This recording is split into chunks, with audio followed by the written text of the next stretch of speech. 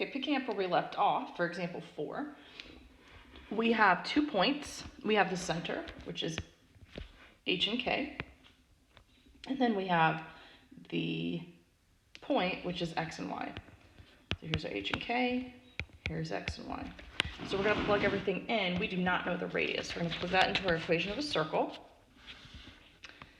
So we shall have -2 minus the h value, which is 2, quantity squared, plus the y value, which is -4, minus the k value, which is -7, quantity squared equals r squared. So then we need to simplify and solve for r. So this would give us a -4 quantity squared plus this changed to addition, so that would be a 3 squared. -4 squared is 16, plus 9 gives us r squared. 16 and 9 is 25,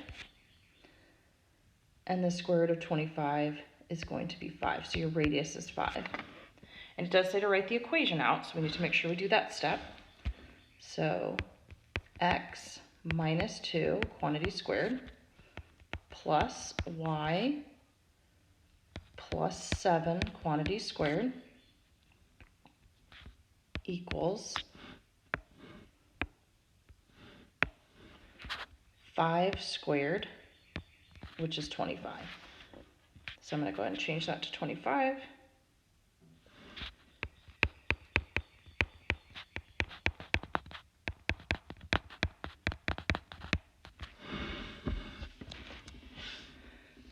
Now, first semester we did completing the square, where we did b over 2 quantity squared and added it to both sides. And part of me thinks we did do this first semester, so this might be a review, but can't hurt to do it again. So when you see this, you notice this equation is not in the form of a circle. So you would want to make sure you move what would be the kind of the radius to the other side. So the 3 is on the other side. So what we're going to do is we're going to group together the x's and then group together the y's. And we're going to complete the square. So that's where we did the b over 2 squared and we added it to both sides. But we're going to have to do that twice because we have to complete the square on the x's and the y's. So if you look at your x's, I'm going to rewrite this. X squared minus 6x plus something. Then plus, I'm going to do the same thing with the y's. Y squared plus 8y plus something equals 3. So I'm going to go in and I'm going to complete the square on both of those quantities. So your b value for the x's is -6. So I'm going to take -6 divided by 2 quantity squared, and I'm going to add that to both sides. So -6 divided by 2 gives me -3, and -3 squared is 9. So I'm going to add that to both sides. I'm going to add it here, and then go add it to the right-hand side with the 3. I need to do the same thing with the 8. 8 divided by 2, quantity squared. So 8 divided by 2 is a 4. 4 squared is 16. So then I add 16 with the y's into the other side. Then what will happen is we can factor the two sets of the parentheses, the quantities, and then we'll have it in the equation of a circle. So we have to ask ourselves, what multiplies to get 9 that adds to get -6? So that would be -3 and -3.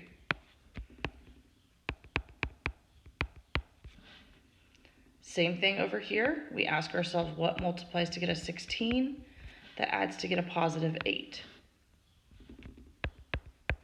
And that would be a +4 and a +4. Then we add those numbers together, a 9, a 3, and a 16. That gives us 28. And there is your equation of the circle. But the question also reads to identify the center and the radius. We need to identify those two things. So the center is 3, -4. The radius is going to be the square root of the 28, and we're going to reduce that. So we have to ask ourselves, what's a perfect square that goes into 28? And that would be 4 and 7. So that gives us 2 square root of 7 as the radius.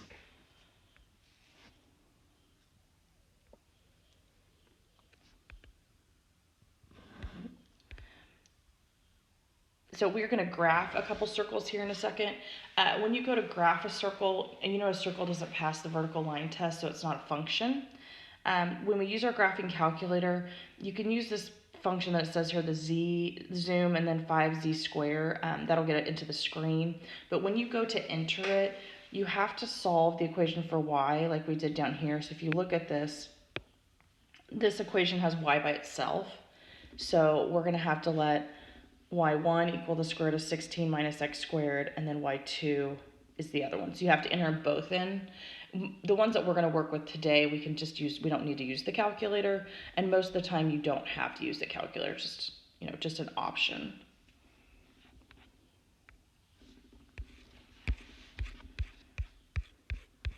So this question says to solve this equation by substitution elimination, and then check your work by graphing. So when we look at this, I'm just going to identify some information about both of those equations. The top one, the center would be 0, 0, and the radius would be the square root of 100, which is 10. The center on the second one would be 0, 5, and then the radius is the square root of 25, which is 5.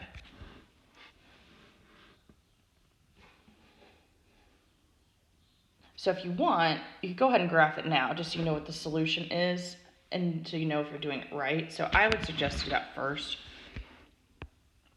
Here's my center of 0, 0, a radius of 10.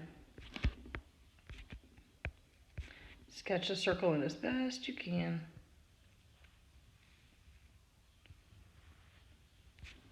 If I do the second equation, that has a center of 0, 5. And it has a radius of 5.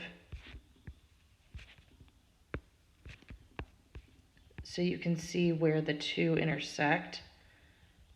If my circle was drawn better, they only intersect at this spot. So the solution actually is 0, 10.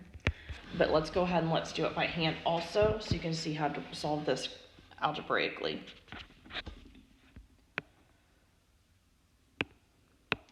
So when you look at the first equation, I would go ahead and take the first equation, the x squared plus y squared equals 100, and I would get either x or y by itself. I'm going to tell you getting x by itself is going to be easier because the second equation is just an x squared. So we're going to get x by itself. So I subtracted the y squared to the right-hand side, and then to undo a square root, or squared, use square root. So x is going to equal plus or minus the square root of 100 minus y squared. No, the 100 and the y squared do not cancel out or reduce because it's not times. If it was 100 times y squared, yes, you could take the square root. Since there's that subtraction sign in there, you cannot do that. So now what we can do is we can plug in either the positive square root of 100 minus y squared or the negative. So let's just plug in the positive square root of 100 minus y squared into the second equation.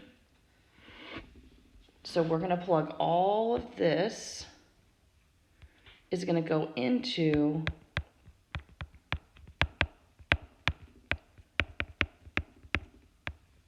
it's going to go right there. So we have the square root of 100 minus y squared, quantity squared, plus y minus 5, quantity squared equals 25. Now you notice that that square root and that squared will cancel each other out. So this and this, so you have 100 minus y squared plus y minus 5 times y minus 5.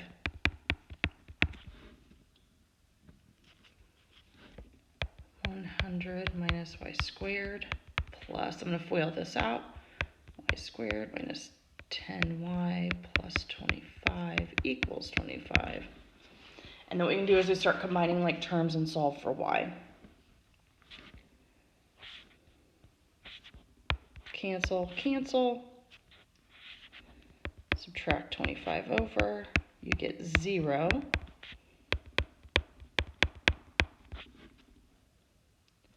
I'm going to add 10y to the other side. And if I divide by 10, I get y is 10. So we've solved for y.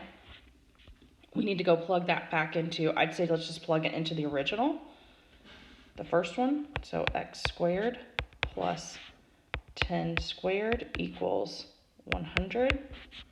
X squared plus 100 is equal to 100. Subtract 100. X squared equals 0. And x is equal to plus or minus 0. There's no such thing as a positive and negative 0. So x is equal to 0. And that's the solution that we found when we graphed it.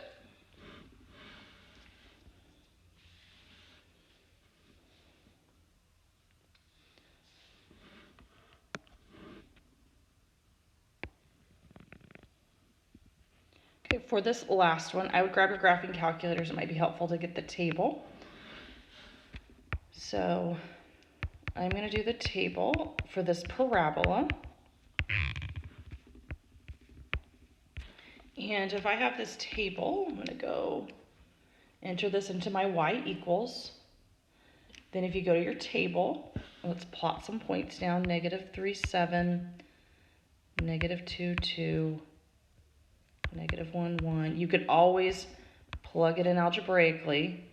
0, negative 2, 1, negative 1. Okay, that's probably. And then let's go 2, 2. So this is a parabola. So I'm going to go ahead and plot a couple of these points. I think your grid is kind of fuzzy, if I remember right from your booklets.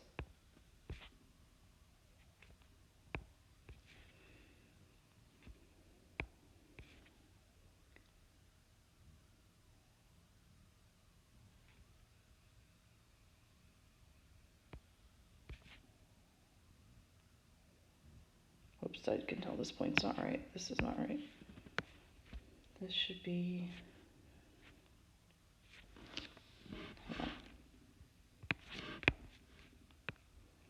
I'm all sorts of messed up here.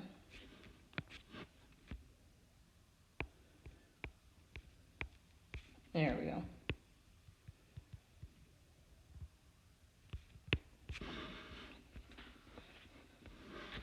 If you need to change the settings on your calculator, remember when the table, if you want it to where we have a scrolling table, go to second window. And then you want your independent variables on auto and you want your dependent variable on auto.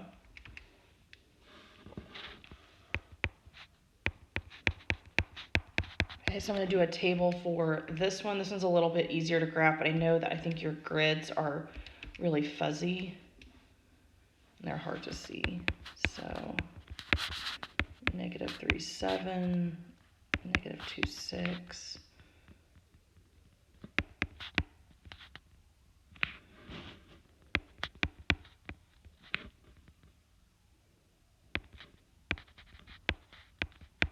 So I was just grabbing those off my tables. Most of you guys are fine just graphing a y equals mx plus b.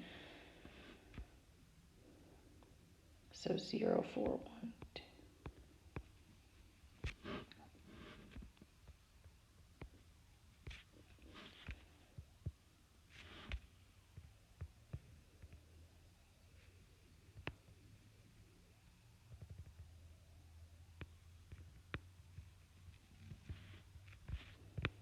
So you can see that these two intersect in two places. So when we get our algebraic answer, we're going to have two answers. We're going to have 2, 2, and we're going to have negative 3, 7.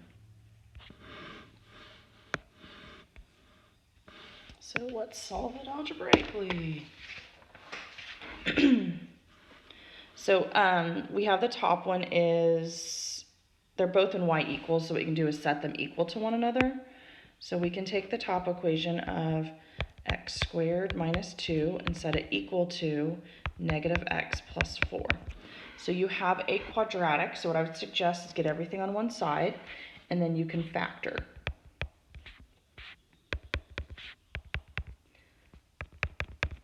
So we're going to have x squared plus x minus 6 equals 0. And then if we factor that, what multiplies to get a negative 6 that adds to get a positive 1? So that'd be 3 and negative 2. So x is negative 3 and positive 2, which if you go look up at our table, those are the two we've already found. And then we need to substitute those in and solve them. So I'm going to sub it into the y equals question. So negative negative 3, or the opposite of 3, plus 4. So y is going to equal to 3 plus 4, which y is equal to 7, which there's our negative 3, 7 answer. And then the last one we need to do is the 2, so y equals negative 2 plus 4, y is going to equal 2, so 2 is our other solution.